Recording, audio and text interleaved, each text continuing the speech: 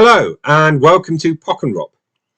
This week's video I am continuing my series of top 15 albums of decades. And this decade will be the 1990s. This was quite a tricky list to compile. It's not a decade that I love, which I think I mentioned in my top 15 singles of the decade as well. This was probably a transitionary decade in terms of my music listening. I think all the things that really burrowed deep into me, I kind of listened to at the start of the decade, but they were from 80s or 70s. So music from the 90s is not my favourite decade. As ever, I have used the Pub Meeple ranking engine to compile my list. You'll find a link to that in the description below.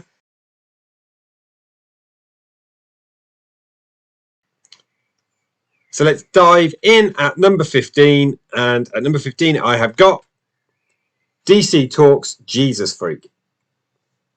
This came out in 1995 and was a marked departure from their previous albums, which were kind of rap music moving into pop rock rap.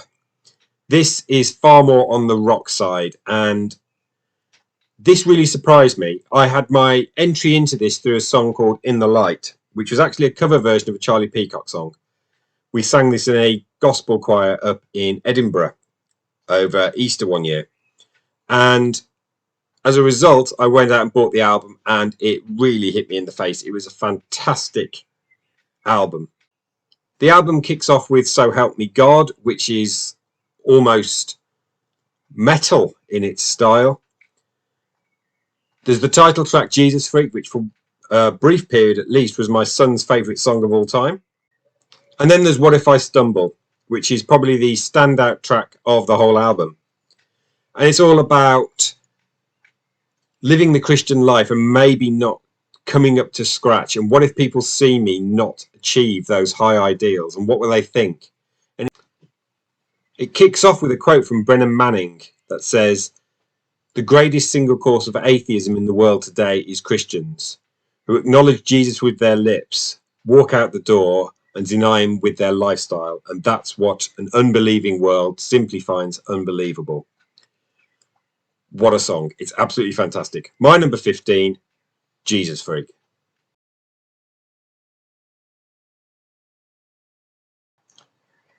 At number 14, I have placed 99.9 Fahrenheit Degrees by Suzanne Vega. This is probably Suzanne Vega's most atypical album. It sounds like nothing else she's ever done.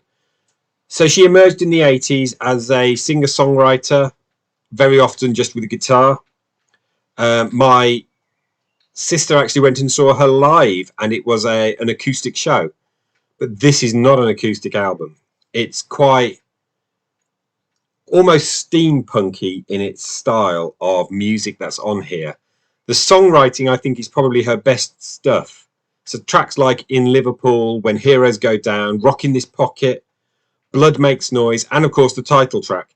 It's a really fine album that, if you think Suzanne Vega is just things like Luca, Tom's Diner, or Marlena on the Wall, listening to this gives you a very different flavour of the kind of music she was capable of. I really like 99.9 Fahrenheit Degrees, and it's my favourite Suzanne Vega album.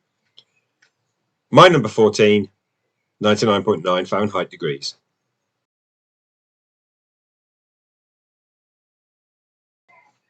At number 13 is Twisted by Delamitri. This came out in 1995, and I wasn't interested in the slightest.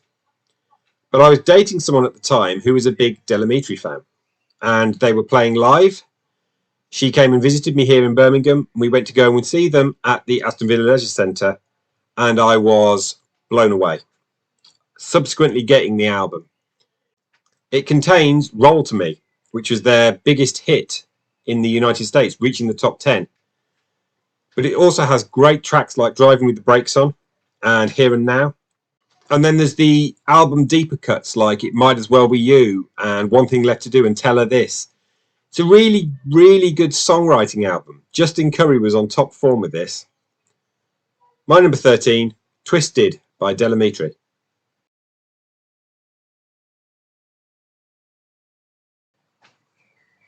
At number 12, I have placed an album that when I started at university in 92, you could not get away from. This was everywhere and everyone was playing it.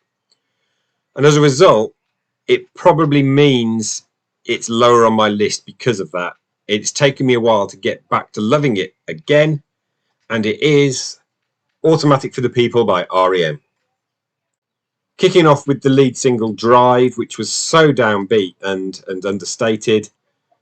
It does contain Everybody Hurts, which I think is possibly their best known track. Man on the Moon, which was about Andy Kaufman and then ultimately became the film Man on the Moon. There's Night Swimming, there's Find the River, which at one time was my favourite REM track of all time, and the Sidewinder Sleeps Tonight, which is just daft, and that's just singles. I don't think it maintains the quality in the deeper cuts. I could live without New Orleans instrumental number 1, if I'm honest. And also Star Me Kitten, which actually that star is there because they didn't want to put an expletive on the back cover of the record. But Automatic from the People is undeniably an important album in the 90s, and it's my number 12.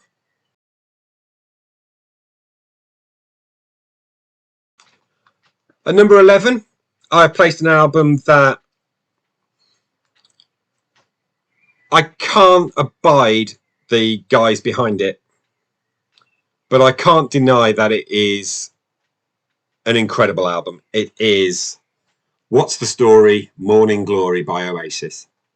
Now, as I said, I can't stand Noel or Liam Gallagher, but this album, more than anything else, probably defined the mid-90s. This album is full of tracks that pretty much everybody knows.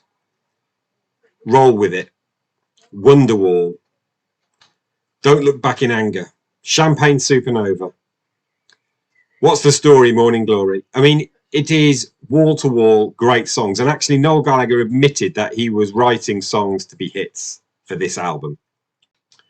One thing that really does bug me is that there is also the track Hello on here. Now, it's a good song, but it does contain a bit of a Gary Glitter song, which means that every time a copy of this is sold or Hello gets played on the radio, then some money goes to someone who was convicted of child sex offences. But What's the Story? Morning Glory is an important album in the 90s, and it is worthy of making it into my list, my number 11.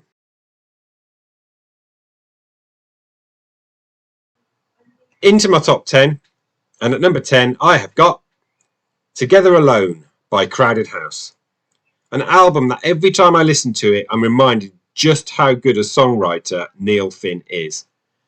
On this you've got Nails in My Feet, Locked Out, Distant Sun, which I think is one of the best songs of the 90s, let alone of this album. Private Universe, it's packed with great songwriting, and yet I forget how good it is when I don't listen to it. Into number 10, Together Alone.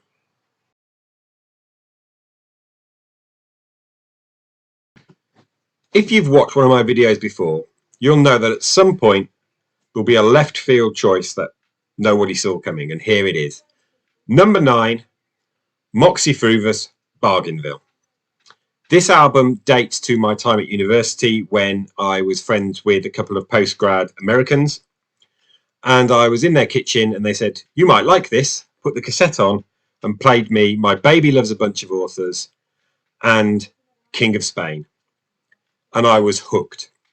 King of Spain is such an unusual song, and you have to admire a band that can work their own name into the song with a clever rhyme when their band name is Moxie Fruvus. It was, I was blown away by that.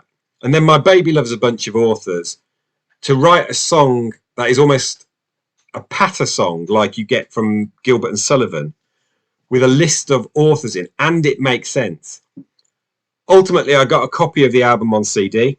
It is quite hard to find, and I discovered many more delights in that, like the Gulf War song, which was such an affecting a cappella vocal.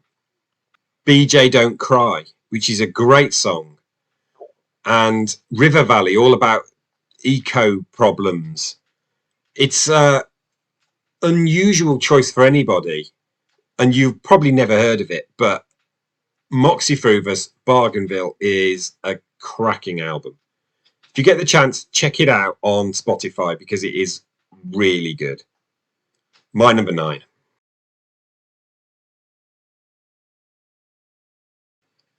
At number 8, and featuring in a video for 2 weeks running, Innuendo by Queen. 1991 saw the death of Freddie Mercury, and this was their final studio album. If you want to know how I ranked this in my Queen listing, then why not follow the card and click on the link to watch the Queen ranking video. But it's number 8 in my 1990s. Trailed by the title track as a single, which got to number 1. And with overtones of Bohemian Rhapsody, it's that complicated. But the whole album is... it's a fine farewell to Freddie. And concluding with The Show Must Go On, as both their final single while he was alive, but also the final track on this album. It says everything. I love Innuendo. My number 8.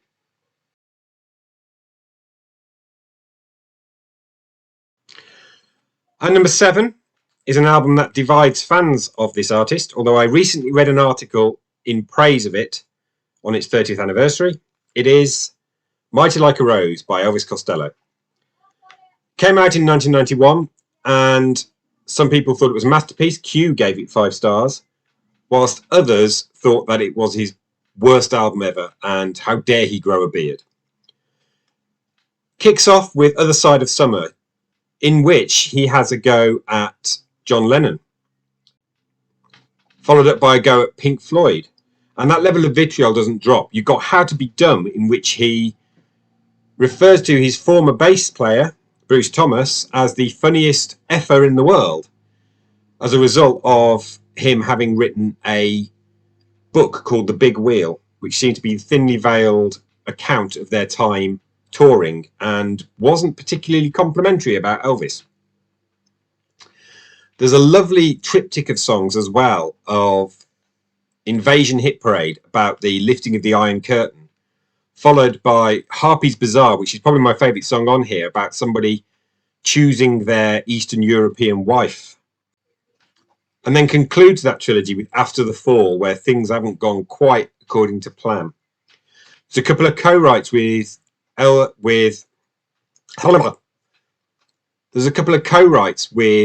McCartney on here, So Like Candy and Playboy to a Man. It isn't perfect. I don't like Hurry Down Doomsday, and I find Broken, which was written by his wife Kate O'Riordan, a dirge.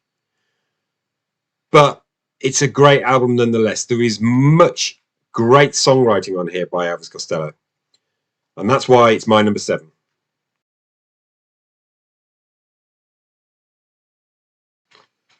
And number 6 is an album that just brings me joy. Flood by They Might Be Giants. Came out in 1990, trailed by the track Birdhouse in Your Soul, which is just one of the best pop hits of the decade. They Might Be Giants are, without a shadow of a doubt, one of the most unusual bands you'll ever listen to, but Flood is their crowning glory for me. 19 tracks, so most of them don't stay around long enough for you to get annoyed with them. I used to have this on cassette and subsequently replaced it with CD, and now have got the vinyl. Really looking forward to hearing it on vinyl for the first time, because this is going to go away for me for my birthday in a month's time. My number 6, Flood by They Might Be Giants. As usual with these videos, let's have a look at what didn't quite make it into the top 15. So you're going to see a montage of the albums that just missed out. So you might see Flaming Pie or Achtung Baby by U2. All of these albums are great, but didn't quite make my top 15.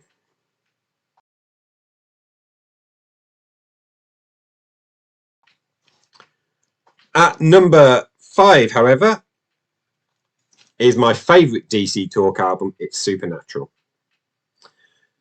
This is the album at which I think they perfected their pop and rock. There's no rap to my memory on here, but there are great songs like It's Killing Me, Dive, My Friends So Long. The track that actually was my first dance with my wife, Godsend. We All Want to Be Loved, Since I Met You. This is, for me, probably the pinnacle of Christian music. I adore this album. I genuinely love it. And I would love to own a vinyl of this, but I don't think it exists. And I don't think it's ever likely to exist. DC Talk's crowning achievement, Supernatural.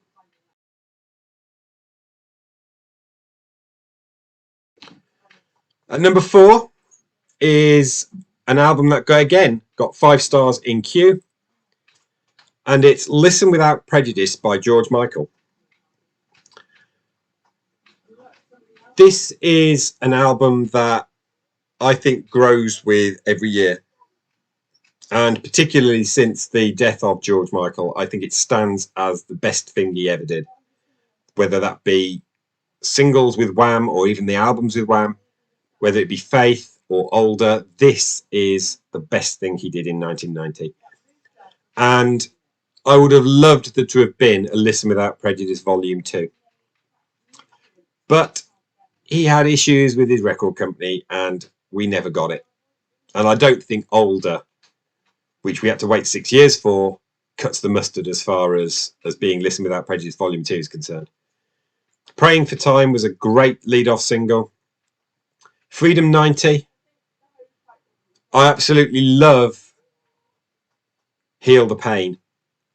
I think it's the best Paul McCartney song that Paul McCartney never wrote, proven by the fact that he then went on to record a version of it with George Michael in the 2000s.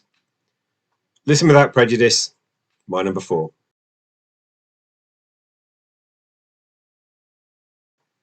For my number 3, we are sticking with the year 1990, and it is Behaviour by the Pet Shop Boys, my favourite Pet Shop Boys album.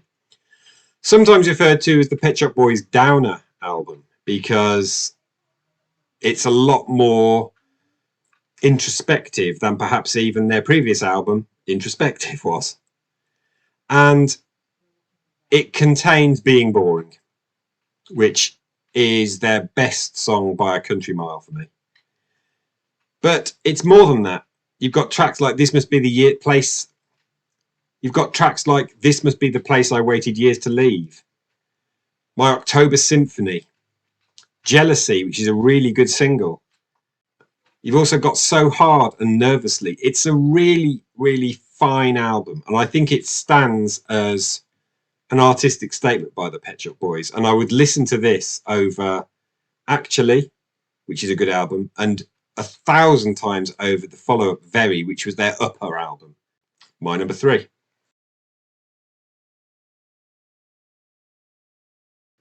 At number 2, I have placed Jordan the Comeback by Prefab Sprout, which is also from the year 1990, which kind of probably tells you something about why I find the 90s a difficult decade.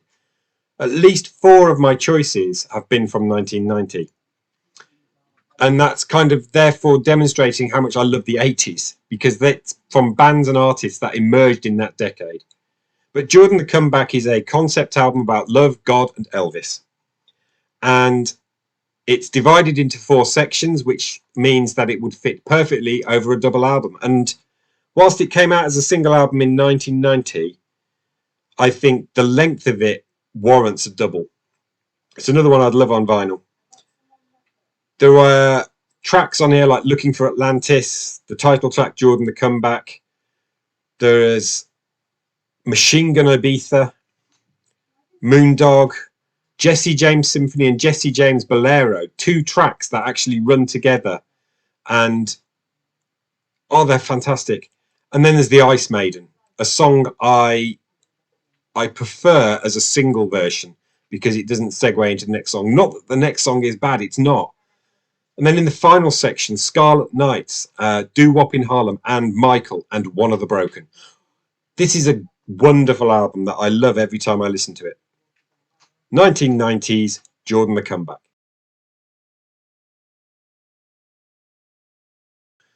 And finally, we reached my number one album of the decade, which is not from 1990, but from 1995. Mercury Music Prize winner, Different Class by Pulp. This was an easy choice for my number one from the 90s. An album that contains Common People, Sorted for Reason Wiz, Something Changed, and Disco 2000. And those are just the 4 mega singles from it. Can't be bad. When it also contains Pencil Skirt and I Spy and Feeling Called Love and Bar Italia, then it's a classic. It is, for me, the best album of the 90s. It's the best album of Britpop. And I could listen to this all the time. My number one album of the 1990s, Different Class by Pulp. So that concludes my top 15 of the 1990s. Let me know what you think I should have included in the comments below. I think this is the list that if I were to revisit it in a year or two's time would probably have changed the most. I intend listening to some more Radiohead. I think there's a chance that I may learn to love the Bends or OK Computer. I may well revisit Definitely Maybe again and think, actually, should this really be in there? But thank you very much for watching. Remember to subscribe, like the video, and click the bell for notifications. And I'll see you in a week's time with another video. But until then, thanks for watching.